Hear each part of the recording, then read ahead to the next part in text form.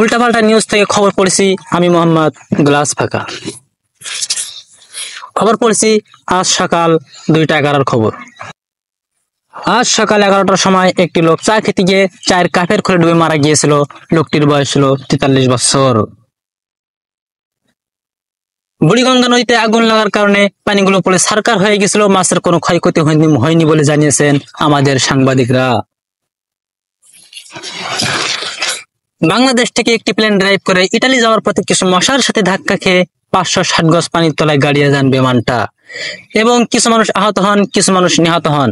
যারা আহত হয়েছিল তাদেরকে জ্যান্ত পুঁতে ফেলা হয়েছিল এবং যারা নিহত হয়েছিল তাদেরকে হাসপাতালে ভর্তি করা হয়েছিল এবং 3 মাস পর জানা যায় যে বিমানে এখনো কিছু মানুষ বেঁচে ছিল। তাদের মধ্যে কেউ ফুটবল খেলছিল, কেউ ক্রিকেট খেলছিল এবং কেউ গার্লফ্রেন্ডের সঙ্গে বাদাম খাচ্ছিল বলে জানিয়েছেন আমাদের সাংবাদিকরা। আমাদের আপার লুঙ্গিতে আগুন লাগার কারণে বাংলাদেশের দাদা টের পেয়েছে এবং আগুনটা নিভানোর জন্য 5 বস্তা কেরোসিন এবং 8 বস্তা পেট্রোল পাঠিয়েছিল আগুনটাকে নিভানোর জন্য।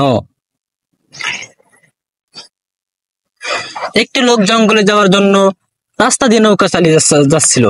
হঠাৎ করে বিশাল বড় এক চিংড়ি মাছ তাদেরকে তাড়া করেন এবং নৌকাটি সেখানে ডুবে যান এবং মাছটি তাদেরকে সেখানেই খেয়ে ফেলেন। এবার সর্বশেষ নিয়ে আসলাম খেলার খবর। বুড়িগঙ্গা নদীর ওপর বিশাল বড় এক ফুটবল খেলার আয়োজন করা হয়েছে।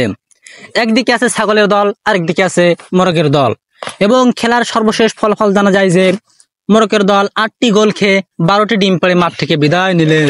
পরবর্তী নিউজ জানতে আমাদের সাথেই থাকুন এবং চ্যানেলটিকে সাবস্ক্রাইব করে আমাদের পাশেই থাকুন। দেখা হচ্ছে পরবর্তী কোনো এক নিউজে।